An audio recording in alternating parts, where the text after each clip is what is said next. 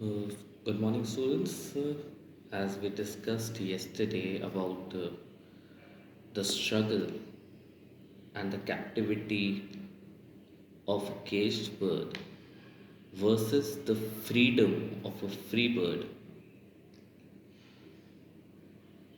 the fourth stanza I had to continue today. So let's begin without wasting further time.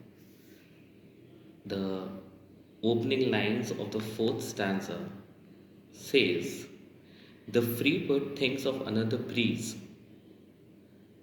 Now, again, the situation has been drifted towards the free bird, and the poetess says that a free bird can think of flying at any moment of time, okay, irrespective of the caved bird, and the trade winds soft through the sighing trees, and the fat forms waiting on the dawn bright lawn, and he names the sky his own.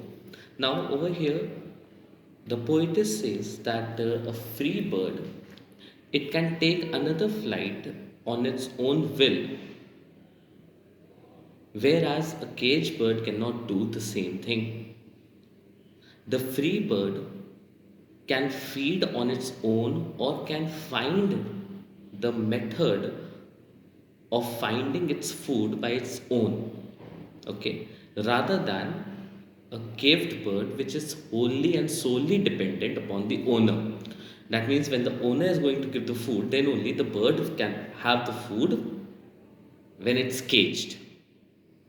Okay, further he says that again, in the last line of the fourth stanza, it says, and he names the sky his own, meaning that a free bird, it can claim the sky at any given moment of time. It can go around here and there without any hindrance, without any obstructions. Clear? Now the fifth stanza again jumps to the caged bird, and it says like, but the caged bird stands on the grave of dreams. Now this is a very strong line by the Afro-American poetess Maya Angelou, which says that this particular bird, which is being caged, is standing on the grave of her own dreams. Now, the dream for that particular caged bird would be of flying high in the sky. But because she's been caged up, she cannot do it, and therefore the poetess calls it the grave of dreams. The grave of dreams usually also refers when you are unable to do a particular task, when you are being suppressed to a certain thing, your wishes, your desires, they go buried. Okay. So, and when you are still alive, you stand on those buried dreams, which are known as the graves. But the caged bird stands on the grave of dreams. His shadow shouts on a nightmare screams. His wings are clipped and his feet are tied. So he opens his throat to sing. So further the poetess says that though the bird is being tied up, is being put up in a cage, all her movements, all her ability to fly and everything else is being restricted, is being forced to stop. But there's one thing which the owner of that particular bird cannot do, is to stop, is to make her stop from singing. Okay, but this particular singing is basically a cry from her nightmare.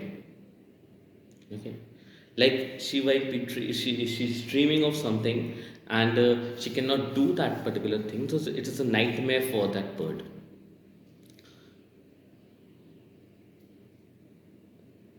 Now the last stanza is likely to be in continuation with the third stanza, which says, the caged bird sings with fearful thrill of things unknown but longed for still.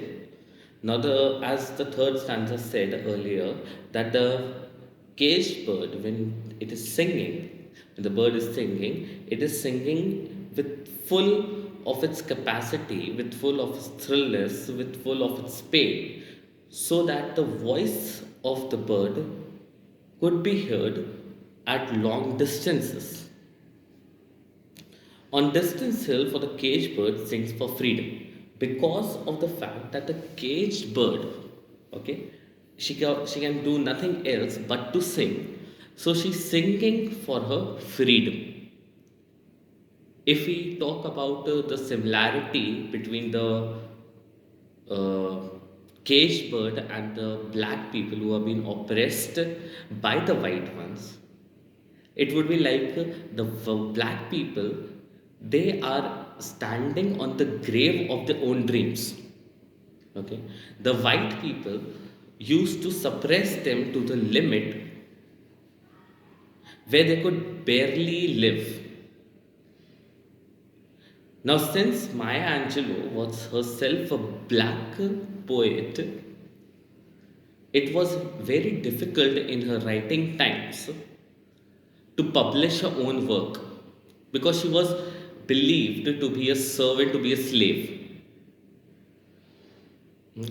This particular poem has a very strong message to what we are facing till today. We are facing racism,